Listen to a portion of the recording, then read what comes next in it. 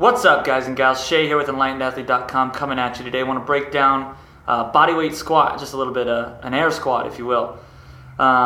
In my time as a trainer, I teach a lot of people how to perform a correct bodyweight squat. A lot of people do it wrong, and it may seem inconsequential to you, like I know how to squat, I can do all that stuff, but are you squatting correctly? Do you take the time to do the squat, right? Or are you helping yourself up from the chair with just your arms? Do you ever perform a weighted squat?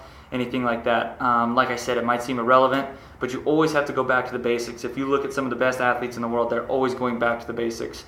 A proper squat leads to all sorts of things, right? Your level of independence is directly correlated to your ability to perform a proper bodyweight squat. And you might think that that's only for old people, but you'd be surprised how many 30-year-olds I teach how to squat. They can't even squat below parallel. They can't help get themselves up out of a chair if they had to, right? They can't get up off the floor if they had to.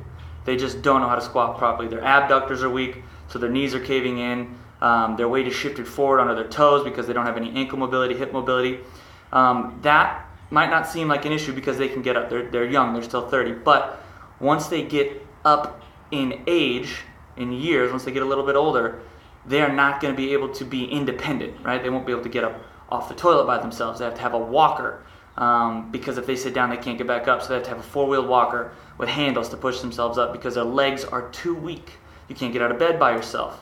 Going up and down stairs become a real challenge. I've seen it tons of times. So I just kind of want to break this down and teach you guys some of the things that I see immediately, the most common faults that I see with an air squat. I'll back up so you can see me a little bit. So the first thing I see, I'll give you a side view here. The first thing I always see everybody do when they go to perform a squat is their knees shift forward before they think about shifting their weight back, right?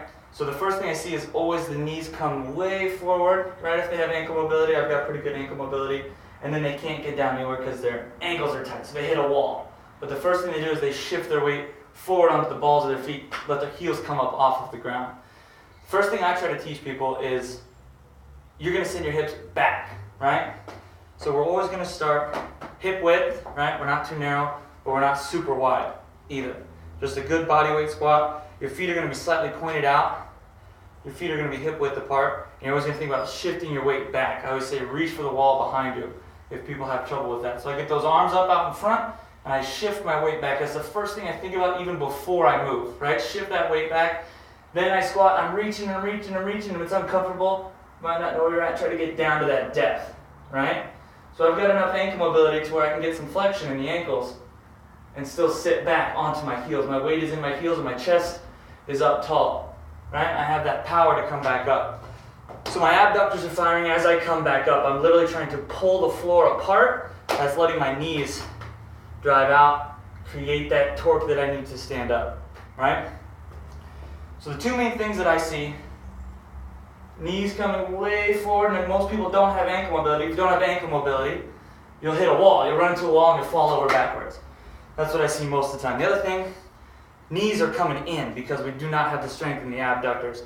So as they go to squat, their knees come in, right? Really bad position for the knees. No torque, you can't get out of the bottom, right? You're going to have to get something to help you out. So you got to work on driving those knees out. And if you don't have the hip mobility, you can't get down there either, right?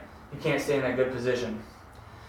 So, a squat that I like to do, a stretch, if you don't have the mobility, go ahead and grab onto something, an upright, and you're going to get down into a squat.